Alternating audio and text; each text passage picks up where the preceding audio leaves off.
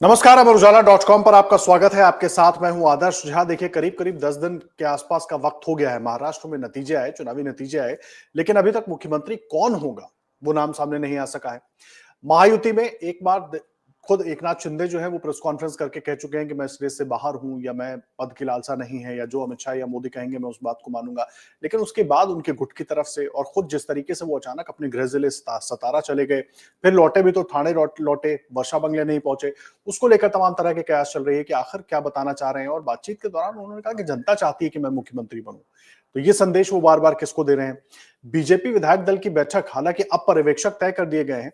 विजय रूपाणी और निर्मला सीतारमण पर्यवेक्षक तय किए गए हैं बीजेपी के लिए, जो जाकर विधायक दल की बैठक करवाएंगे। लेकिन अभी तक क्यों नहीं हो पाई थी? इतने दिन, 8 9 10 दिन हो गए, और चेहरा देवेंद्र फडणवीस ही होंगे। इसको लेकर कयास और चर्चा तो खूब हो रहा है, लेकिन आखिर होने क्या वाला है महाराष्ट्र की राजनीति में, ये बड़ा अहम हो जाता है। और क्यों ये पूरा प्रोसेस इतना लंबा खिंचता जा रहा है? सबसे बड़ा सवाल ये है कि जहां एक तरफ अमित शाह को चाणक्य कहा जाता रहा है अब तक मैनेजमेंट का, कई बड़े बड़े चुनाव और चुनाव के बाद की पूरी रणनीति वो बनाकर रखते हैं, तो इस बार वो मैनेजमेंट कहां फंस गया है? क्या मैनेजमेंट फंसा है, या ये रणनीति का हिस्सा है? ये समझना भी बड़ा अहम है। और क्या उस रणनीति का ही हिस्सा खुद एकनाथ शिंदे हैं, उसी रणनीति के तहत वो भी काम कर रहे हैं? ये भी समझना बहुत जरूरी है। और महाराष्ट्र में जो ये सियासी घमासान चल रहा है ना, इस पर बात करने के लिए हमारे साथ वरिष्ठ पत्रकार इकबाल ममदानी साहब जुड़ गए हैं। बहुत स्वागत है इकबाल ममदानी साहब आपका हमारे साथ अमर उजाला डॉट कॉम पर। सर, चल क्या रहा है? करीब 10वां दिन है और हम लगातार इस पर चर्चा, आप लगातार जानकारियां वहां से हम तक पहुंचाते रहे, दर्शकों तक पहुंचाते रहे, महाराष्ट्र की सियासत की नब्ज समझाने की कोशिश करते रहे।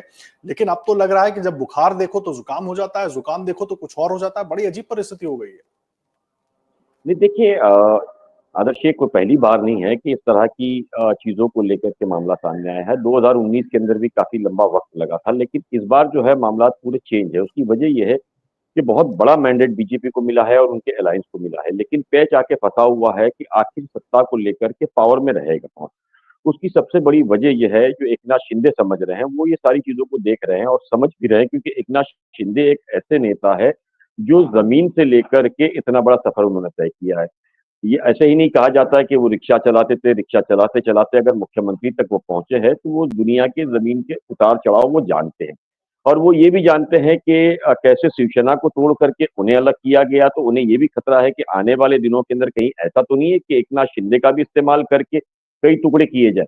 दूसरी जो सबसे बड़ी वजह है कि बीजेपी ने इतना बड़ा मैंडेट हासिल किया है, भले ही वो चाहे किसी भी लेवल से ऑपोजिशन चिल्ला रहा हो कि मशीनों की सेट हो या जिसकी भी सेटिंग हो, लेकिन आप अगर मशीनों की सेटिंग भी मानते हैं तो देखिए इस पूरे मामले के अंदर कि सबसे बड़ा मैंडेट, यानी कि मोदी लहर से भी बड़ा मैंडेट जो है इस बार बीजेपी ने हासिल किया, यानी कि 132 सीट, 6 जो है उनके निर्दलीय, यानी कि 138 जो है वो उनके पास सीटें मौजूद है इस पूरे मामले के अंदर अब तक। यानी कि हिंदुत्व को लेकर के या हिंदू पार्टियों को लेकर के सबसे बड़ा बीजेपी ने ये मैसेज देने की कोशिश की है कि राज्य के या देश की वो सबसे बड़ी पार्टी है। यही एक खतरा जो है वो एकनाथ शिंदे को भी है कि कहीं ऐसा ना हो कि आने वाले 2029 के चुनाव के अंदर बीजेपी एकमात्र पार्टी रहे जहां वो अकेले लड़े और रीजनल पार्टीज जो है वो पूरी तरीके से खत्म हो जाए। एकनाथ शिंदे ये भी जानते हैं, चाहे वो अकाली दल हो चाहे शिवसेना हो, जिसके बल पर बीजेपी महाराष्ट्र में चुनाव लड़ी थी, धीरे धीरे करके जितने भी अलायंस जो थे वो या तो खत्म हो चुके हैं या तो खत्म होने की कगार पर है। आप देखिए, यही एक डर जो है वो बीजेपी को भी सता रहा है, माफ कीजिएगा, एकनाथ शिंदे को सता रहा है। साथ ही अगर हम उद्धव ठाकरे की, जब शिवसेना एक थी, तब अगर उद्धव ठाकरे के लिए हम बात करें इस पूरे मामले के अंदर, 2017 में ही उद्धव ठाकरे ने साफ किया था कि उन्हें डर है कि बीजेपी धीरे धीरे करके शिवसेना को खत्म करेगी, जिसको लेकर के आपस में लड़ाई भी काफी हुई थी। ये कहा जा रहा था कि मंत्रियों को काम नहीं करने दिया जा रहा है, उनके पद का वो सही इस्तेमाल नहीं कर सकते, इस तरह के आरोप शिवसेना द्वारा अक्सर लगाए जाते थे। यही एक कारण था कि मुझे लगता है 2019 के अंदर जब शिवसेना पावर में आई और उसने बीजेपी से बात करके ये मैसेज देने की कोशिश की कि अगला मुख्यमंत्री जो है उनका रहेगा, जिससे बीजेपी अड़ गई, जिसको लेकर के उद्धव ठाकरे अलग हुए और जाकर के महाविकास आघाड़ी के अंदर वो मिल करके खुद मुख्यमंत्री का पद संभाला उन्होंने राज्य के अंदर। तो इस बार ये सारी हाई समीकरण अगर हम देखें तो एकनाथ शिंदे जो है वो पूरी तरीके से समझ रहे हैं इस पूरे मामले के अंदर कि उन्हें ऐसी मिनिस्ट्री मिलनी चाहिए जिसको लेकर के वो आगे राज्य में ताकतवर नेता के तौर पर उभरे। यही वो एक कारण है कि वो बार बार ये कहते हैं कि जनता ने उन्हें मैंडेट दिया है। लोकसभा के अंदर बहुत बड़ी मार खाने के बाद भी बीजेपी जहां इतनी सीटें हार चुकी थी, वहीं फिर एकनाथ शिंदे ने बतौर मुख्यमंत्री अलग-अलग चीज़ों को देखा, अलग-अलग योजनाएँ लाई और इतनी बम्पर जीत जो अलायंस को बताई जा रही है, जिसमें बीजेपी सबसे बड़ी पार्टी बन के आई है, उसके मेन जो सिपहसालार है, वो एकनाथ शिंदे है। लगातार वो अपने मैसेज देने में ये अ, कामयाब होते रहे। वहीं उन्होंने ये भी बताया कि जो सर्वे आया है, सर्वे के अंदर अलग-अलग जगहों पे सबसे बेहतरीन मुख्यमंत्री के नाम के अंदर उन्हीं का नाम सबसे आगे चर्चा के अंदर है। ये बार-बार जो है वो बीजेपी आलाकमान को और बीजेपी लीडर्स को ये मैसेज देते रहे हैं। लेकिन इस बार जो पेच फँसा हुआ है बीजेपी के बाद जिस हिसाब से मैंडेट मिला है, बीजेपी चाहती है कि मुख्यमंत्री जो है उन्हीं का अपना रहे। लेकिन इन सारी चीज़ों को ध्यान में रखते हुए खुद एकनाथ शिंदे भी समझ रहे हैं कि अगर उन्हें सत्ता में उनका भागीदार बनना है, तो ऐसे पोर्टफोलियो जो कि ताकतवर पोर्टफोलियो हो, जिससे राज्य को कमांड कर सके, ऐसे पोर्टफोलियो और ऐसी मिनिस्ट्री उन्हें मिलना चाहिए। उन्हीं चीज़ों को लेकर के वो होम की जो है माँग कर रहे हैं। क्योंकि होम एक ऐसा डिपार्टमेंट है जिसके अंदर पुलिस से लेके हर वो ताकतवर शख्सियत जो है उनके पास रहती है, जिससे वो ये नज़र रख सके पूरे मामले के अंदर कि क्या चल रहा है, कैसे चल रहा है, क्योंकि जो इंटेलिजेंस रिपोर्ट्स आएगी होम मिनिस्टर के नाते वो सारी चीज़ें उनके पास होनी है। वहीं पावर के अंदर अगर वो होम मिनिस्टर बने रहते हैं तो उनके पास ये ताकत रहेगी कि कौन से लोग जो है उनके खिलाफ जा रहे हैं, उन्हें एक सही रित से समझाया जाए या बिठाया जाए या उलझाया जा सके। इन सारी ही चीज़ों को लेकर के होम डिपार्टमेंट की वो माँग कर रहे हैं। वहीं बीजेपी ये समझ रही है कि अगर होम डिपार्टमेंट उनके हाथ से जाएगा तो उनके लिए बहुत बड़ा खतरा है। देखिए पिछली बार भी अगर देवेंद्र फडणवीस डेप्यूटी मुख्यमंत्री रहे हैं, उसके बावजूद होम जो है उन्होंने अपने पास रखा। हालाँकि देश के अलग-अलग राज्यों के अंदर आप देखिए, सबसे बड़ा राज्य है यूपी, उसके अंदर भी होम जो है उन्होंने मुख्यमंत्री ने अपने पास रखा है, लेकिन ये होम जो है उन्होंने अ, महाराष्ट्र के मुख्यमंत्री एकनाथ शिंदे को नहीं दिया था। उसकी वजह थी कि वो सारी चीज़ें लेकर के चला सके। देखिए पिछली बार भी अगर हम बात करें तो अपोज़िशन जिस तरह चिल्ला रही थी कि रश्मि शुक्ला जो अभी इस वक़्त डीजीपी है, फ़ोन टैपिंग मामला सामने आया है, यानी कि पावर में रहते हुए वो सारी चीज़ें वो करा सके। तो एकनाथ शिंदे भी जो है उन सारी ही चीज़ों को समझते हुए होम हो गया, अर्बन हो गया, पीडब्ल्यूडी हो गए, फाइनेंस हो ये ऐसे मिनिस्ट्री है जो पावरफुल मिनिस्ट्री मानी जाती है।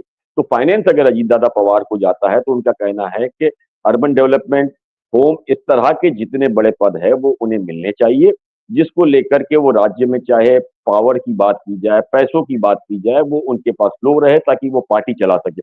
इन सभी गणित को ध्यान में रखते हुए मुझे लगता है कि एकनाथ शिंदे जो है पूरी तरीके से नड़ चुके हैं। उनका ये मानना है कि अगर मौत माँगूँगा तो बुखार तो ज़रूर मिलेगा। तो उन सारी हाँ, रणनीति को तय करते हुए मुझे लग रहा है कि एकनाथ शिंदे लड़े हुए हैं और बीजेपी खुद भी जानती है कि इस वक़्त उनको एकनाथ शिंदे की बहुत ज़्यादा ज़रूरत इसलिए है कि सिर्फ़ महाराष्ट्र में नहीं, अगर केंद्र केंद्र में। की भी बात करें तो केंद्र के अंदर उनके 7 सांसद जो है वहाँ है और बैसाखियों की सरकार पर अगर 7 सांसद इनके चले जाते हैं, रेड्डी के चले जाते हैं और नीतीश बाबू के चले जाते हैं, कुल 35 सांसद अगर कम होते हैं, तो वहाँ हुँ, सरकार जो है वो खतरे में आ सकती है।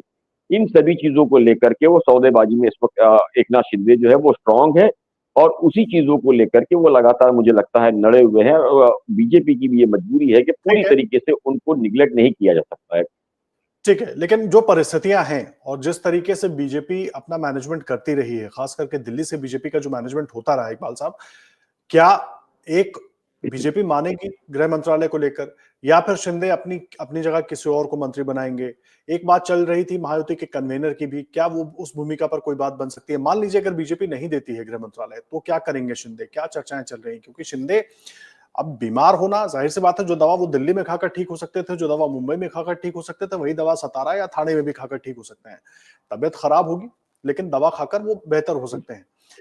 उसके लिए वो सतारा चले जाते हैं, थाने चले जाते हैं। इसको लेकर बार-बार सवाल उठता है कि अगर बीजेपी और जाहिर सी बात है अगर अभी तक बात बन गई होती, बीजेपी तैयार हो गई होती कि हम गृह मंत्रालय दे देंगे, तो शायद वो वापस पहुंच गए होते, बैठक हो गई होती।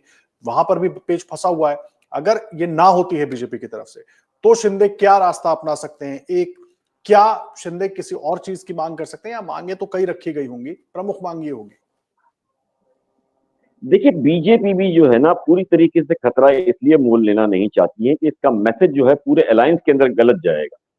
चाहे हम्म, वो केंद्र हो चाहे राज्य हो। इस वक़्त बीजेपी जो है अलायंस की सरकार पर चल रही है, केंद्र में भी और अगर महाराष्ट्र राज्य की भी बात करें तो उन्हें यहाँ अलायंस और गठबंधन की सरकार के ऊपर ही सरकार बनानी है। तो ये अगर सीधे-सीधे अगर एकनाथ शिंदे को वो डिच करते हैं तो उसका मैसेज जो है वो और बहुत जगह पे जाएगा जिसका असर कई जगह पर पड़ सकता है।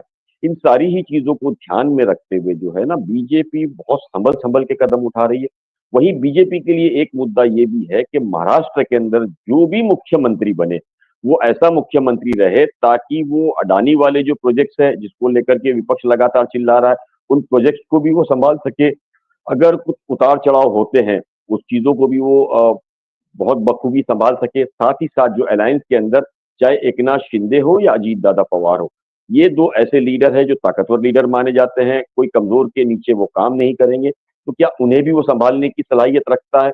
इन सभी गणितों को बीजेपी ध्यान में रख रही है। बीजेपी ये भी मान रही है कि अगर सीधे-सीधे अगर हम देवेंद्र फडणवीस को हटा दिया जाता है, तो उसके जो असर और जो उसके रिएक्शंस होंगे, वो कितने खतरनाक होंगे क्योंकि उसकी सबसे बड़ी वजह ये है कि संघ जो है वो पूरी तरीके से देवेंद्र फडणवीस के नाम पे लड़ी हुई है।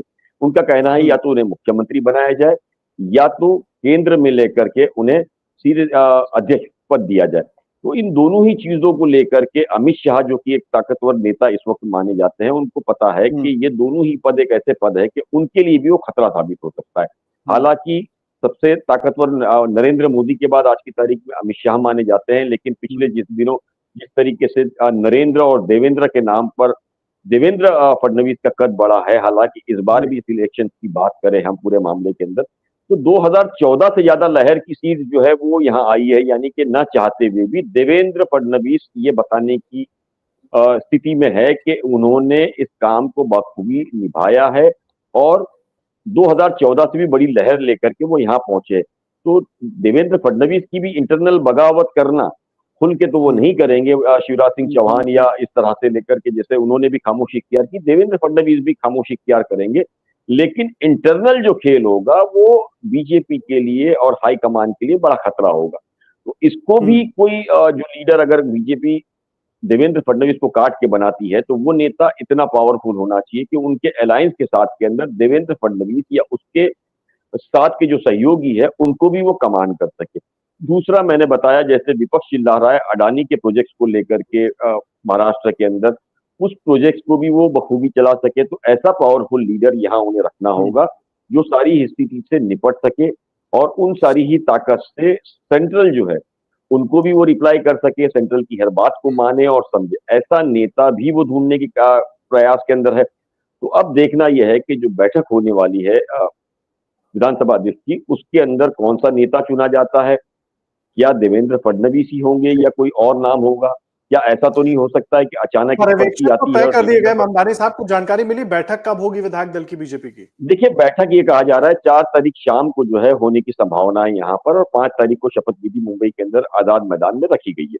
इस तरह की हुँ, चर्चाएँ चल रही है और ये लेट करने की एक वजह जो मुझे लग रही है, वो ये भी है कि जिस तरीके से ऑपोज़िशन लगातार इलेक्शंस की गड़बड़ी का मामला उठा रहा है, देश भर के अंदर आंदोलन की बात कर रहा है जिस तरीके से विपक्ष ये दबाव बना रहा है पूरे मामले के अंदर, तो उनका ये मानना है कि अगर सीधे-सीधे एक बार नाम डिक्लेयर भी कर दिया जाता है, तो ये जो पूरा जो मीडिया है, वो फ़ोकस करना जी, शुरू कर देगा उस इलेक्शन की तरफ जहाँ धांधली की बात की जा रही है।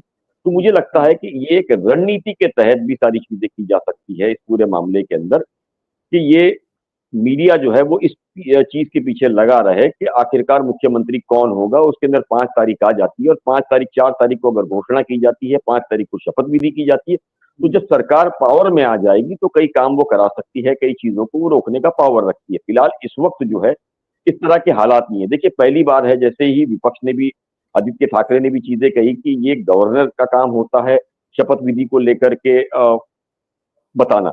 लेकिन हुँ, बीजेपी ने बताया यानी कि वो गवर्नर को भी ओवर क्रॉस कर रही है। इन सभी चीज़ों पे जहाँ विपक्ष हंगामा कर रहा है इस पूरे मामले के अंदर, वहीं बीजेपी जो है अपनी रणनीति अपने हिसाब से तय करती जा रही है।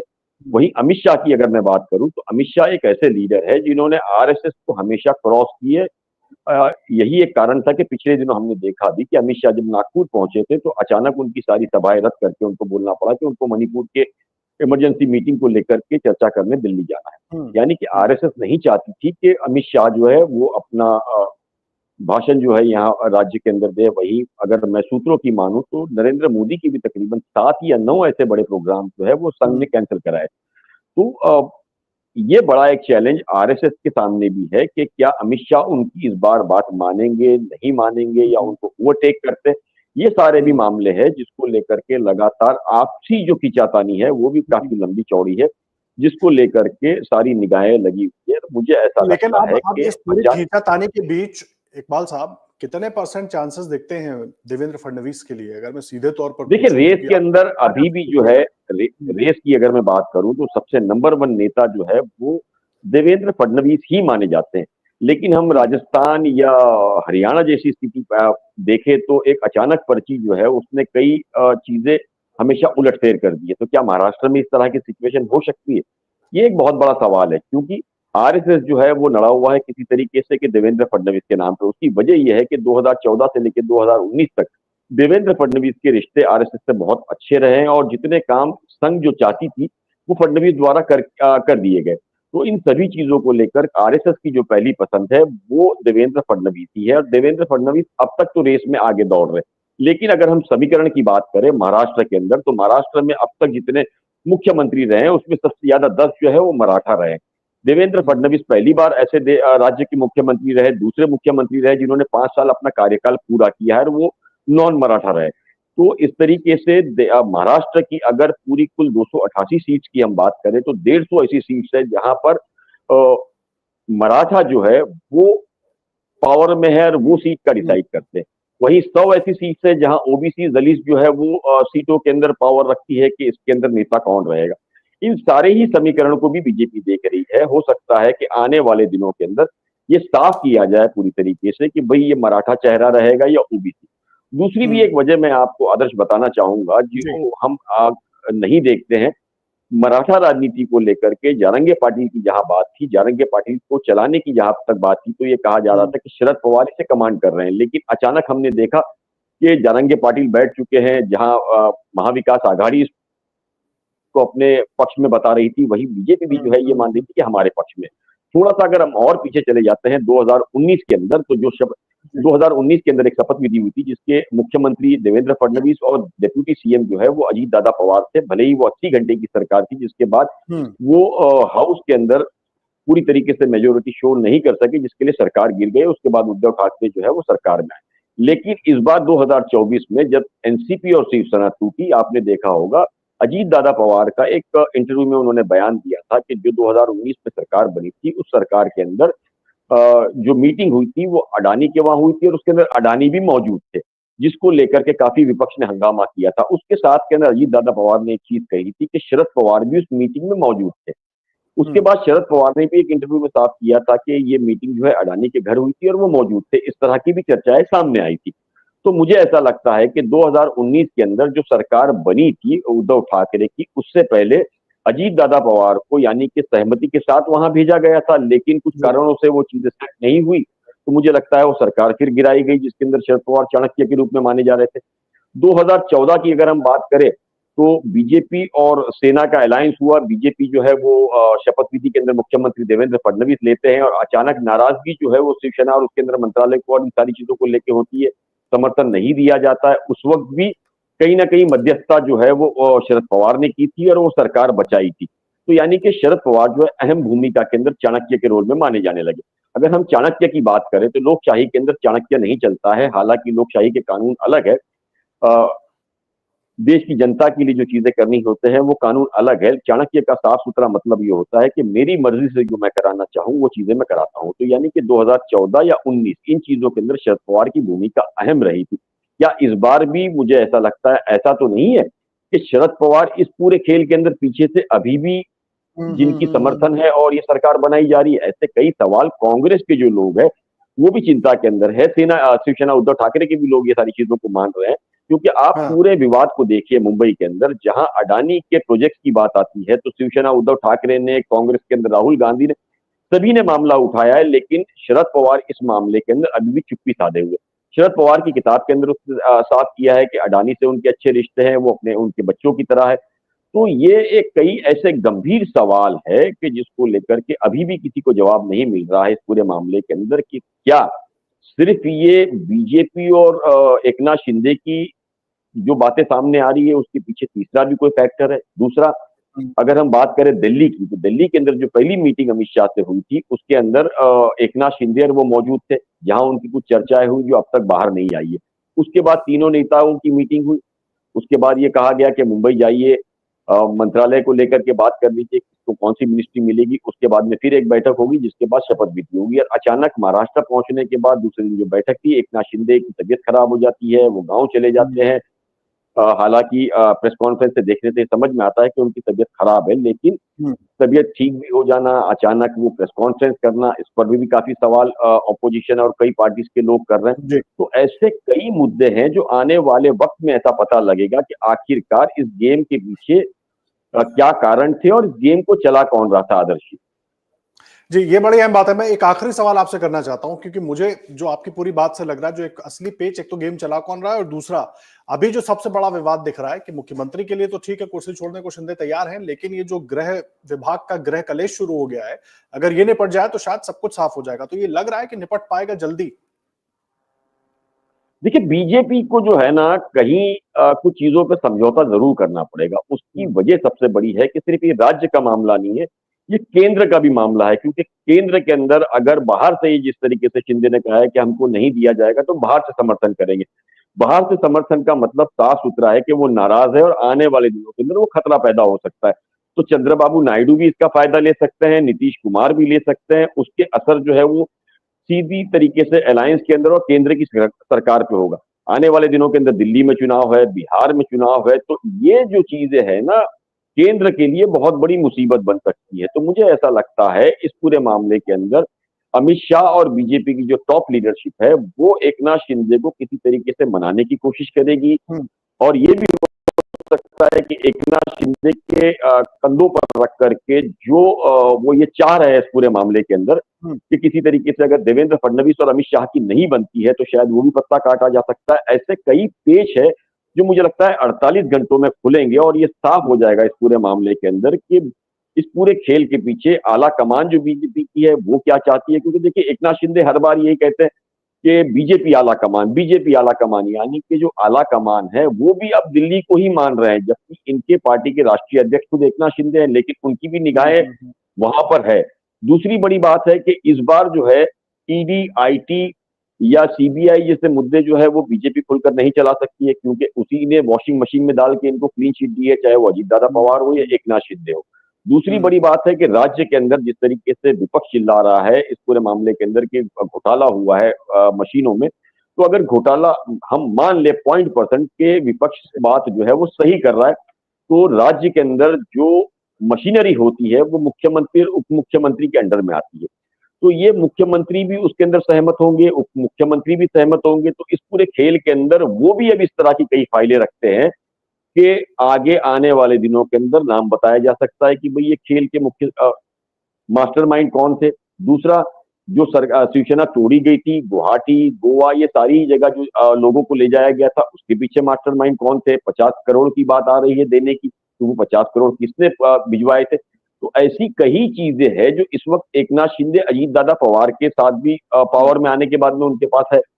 तो इस बार जो है बीजेपी के लिए मुझे लगता है इतना आसान नहीं होगा सीधा वार करना। हालांकि हम्म, ये हो सकता है कि वो ऐसी जो इनकी कमजोर कड़ियां है उसको लेकर के इंटेलिजेंस से या छानबीन कराने की कोशिश हाँ, कर रही है कि कहाँ एकनाथ शिंदे को दबा करके काम किया जा सकता है। हालांकि एकनाथ शिंदे जो है ना, वो सोच रहे थे उससे ज्यादा ताकतवर निकले, और एकनाथ शिंदे ने अपने पिछले भाषण में भी कहा था कि उन्हें हम्म, कमजोर या छोटे कद का नेता ना समझा जाए। हालांकि ये बात हम्म, साफ है कि एकनाथ शिंदे रिक्शा से लेकर अगर मुख्यमंत्री तक का सफर तय किया हम्म, है, तो ऐसे ही नहीं है, वाकई में वो एक जी, ताकतवर लीडर के तौर पर उभरे हैं। बीजेपी के अब शिवसेना के अंदर पहली बार इस तरह के लीडर्स की टूट नहीं हुई है, चाहे छगन भुजबल हो, जी, मैं बात करूं नारायण राणे हो, उद्धव ठाकरे हो, सब बाहर आए।